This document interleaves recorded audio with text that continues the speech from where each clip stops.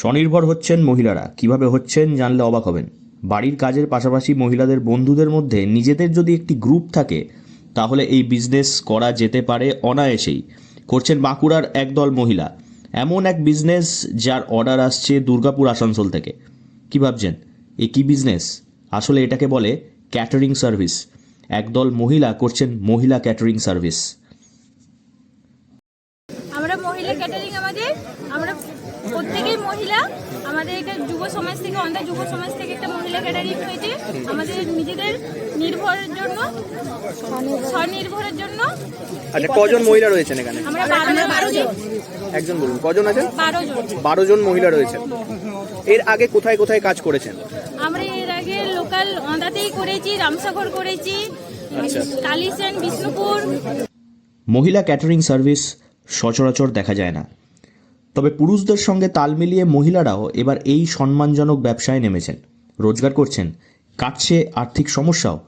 বাঁকুড়া জেলার ওঁদা ব্লকের ওঁদা যুব সমাজ দ্বারা পরিচালিত ওঁদা যুব সমাজ ক্যাটারার 2023 সালের নভেম্বর মাসে শুরু হয় অভিযান। মাত্র 8 জন মহিলা যুক্ত হয়েছিলেন স্বনির্ভরতার এই অভিযানে। আজ সেই সংখ্যাটা পৌঁছেছে 15 জনে। চলতি মাসে আরও 5 জন যুক্ত হওয়ার সম্ভাবনাও রয়েছে। কারণ পরিবারের যে আর্থিক অবস্থা, এখন যে অর্থনৈতিক অবস্থা, তাতে করে প্রত্যেকটা পরিবারের দুজনকে কাজ করতেই হবে।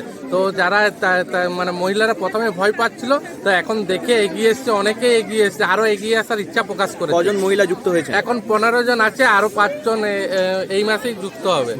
বর্তমান পরিস্থিতিতে যেভাবে দ্রব্যমূল্য এবং মুদ্রাস্ফীতি বাড়ছে, সেই দিকে নজর রাখলে একটি সাধারণ পরিবারে 2 জন উপার্জন না করলে সংসার চালানো কঠিন হয়ে পড়ছে।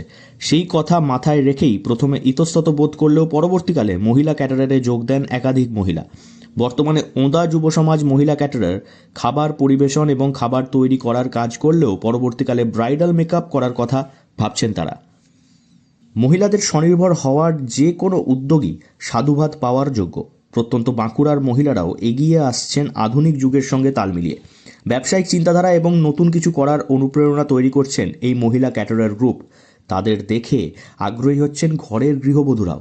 এভাবেই ছড়িয়ে পড়ছে স্বনির্ভরতার ভালো রোগ। বাঁকুড়া থেকে নীলাঞ্জন ব্যানার্জির রিপোর্ট, লোকাল 18 বাংলা।